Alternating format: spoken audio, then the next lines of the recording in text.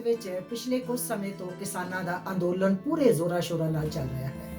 ਭਾਰਤ ਸਰਕਾਰ ਵੱਲੋਂ ਕਿਸਾਨੀ ਦੇ 3 ਬਿੱਲ ਪੇਸ਼ ਕੀਤੇ ਗਏ ਹਨ, ਜਿਨ੍ਹਾਂ ਨੂੰ ਕਿਸਾਨੀ ਦੇ ਹਿੱਤ ਵਿੱਚ ਦੱਸਿਆ ਜਾ ਰਿਹਾ ਹੈ। ਪਰ ਕਿਸਾਨ ਇਸ ਬਿੱਲ ਨੂੰ ਮੁੱਢੋਂ ਨਕਾਰ ਰਹੇ ਹਨ, ਕਿਉਂਕਿ ਉਹਨਾਂ ਅਨੁਸਾਰ ਕਿਸਾਨੀ ਇਸ ਬਿੱਲਾਂ ਰਾਹੀਂ ਕਿਸਾਨੀ ਦੀ ਜ਼ਮੀਨ ਕਾਰਪੋਰੇਟ ਦੀ ਝੋਲੀ ਪੈਣ ਦਾ ਖਦਸ਼ਾ ਹੈ। ਇਸ ਸ਼ਾਂਤਮਈ ਅੰਦੋਲਨ ਜਿਹੜਾ ਕਿ ਇਸ ਵੇਲੇ ਦਿੱਲੀ ਦੀਆਂ ਬਰੂਹਾਂ ਤੇ ਚੱਲ ਰਿਹਾ ਹੈ, ਮੇਰੇ ਵੱਲੋਂ ਗੁਰਚਰਨ ਕੌਰ ਥਿੰਦ ਵੱਲੋਂ, ਜੋ ਕਿ ਕੈਲਗਰੀ ਕੈਨੇਡਾ ਵਿੱਚ ਰਹਿੰਦੀ ਆ, ਇਸ ਕਿਸਾਨੀ ਅੰਦੋਲਨ ਨੂੰ ਸਮਰਪਿਤ ਕੁਝ ਬੋਲ ਹਾਜ਼ਰ ਨੇ ਲੋਕ ਰੋਹ ਦੇ ਰੂਪ ਵਿੱਚ।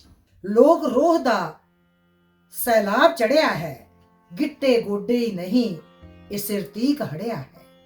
ਲੋਕ ਰੋਹ ਦਾ ਸੈਲਾਬ ਚੜਿਆ ਹੈ, ਗਿੱਟੇ ਗੋਡੇ ਹੀ ਨਹੀਂ ਇਹ ਸਿਰ ਤੀਕ ਹੜਿਆ ਹੈ। ਵਹੀਰਾ ਘੱਤ ਘਰਾਂ ਪਿੰਡਾਂ ਸ਼ਹਿਰਾਂ ਤੋਂ ਇਹ ਵੱਡੇ ਸ਼ਹਿਰ ਦੇ ਮੋਰੀ ਆ ਚੜਿਆ ਹੈ।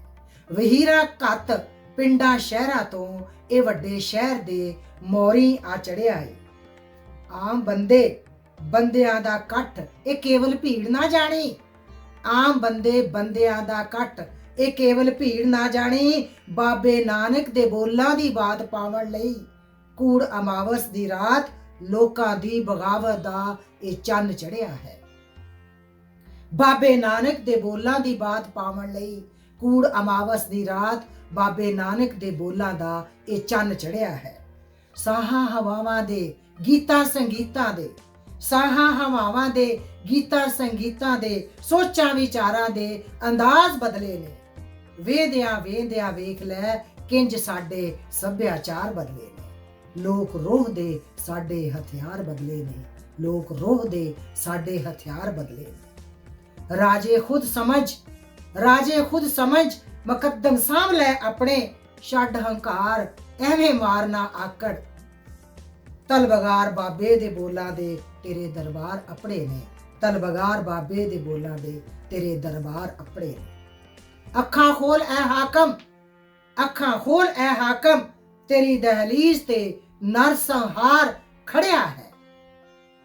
ਅੱਖਾਂ ਖੋਲ ਐ ਹਾਕਮ ਤੇਰੀ ਦਹਲੀਜ਼ ਤੇ ਨਰਸੰਹਾਰ ਖੜਿਆ ਹੈ।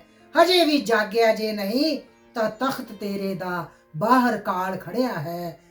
ਅੰਬਾਨੀ ਅਡਾਨੀ ਨੂੰ ਵਲੇਵਾ ਮਾਰ ਖੜਿਆ ਹੈ। ਅੰਬਾਨੀ ਅਡਾਨੀ ਨੂੰ ਵਲੇਵਾ ਮਾਰ ਖੜਿਆ ਹੈ। ਲੋਕ ਰੋਹ ਦਾ ਸੈਲਾਬ ਚੜਿਆ ਹੈ, ਗਿੱਟੇ ਗੋਡੇ ਹੀ ਨਹੀਂ ਸਿਰ ਤੀਕ ਹੜਿਆ ਹੈ। ਵਹੀਰਾ ਘੱਤ ਘਰਾਂ ਪਿੰਡਾਂ ਸ਼ਹਿਰਾਂ ਤੋਂ ਇਹ ਵੱਡੇ ਸ਼ਹਿਰ ਦੇ ਮੋਰੀ ਆ ਚੜਿਆ ਹੈ। ਲੋਕ ਰੋਹ ਦਾ ਸੈਲਾਬ ਚੜਿਆ ਹੈ। ਲੋਕ ਲੋਹ ਦਾ ਸੈਲਾਬ ਚੜਿਆ ਹੈ।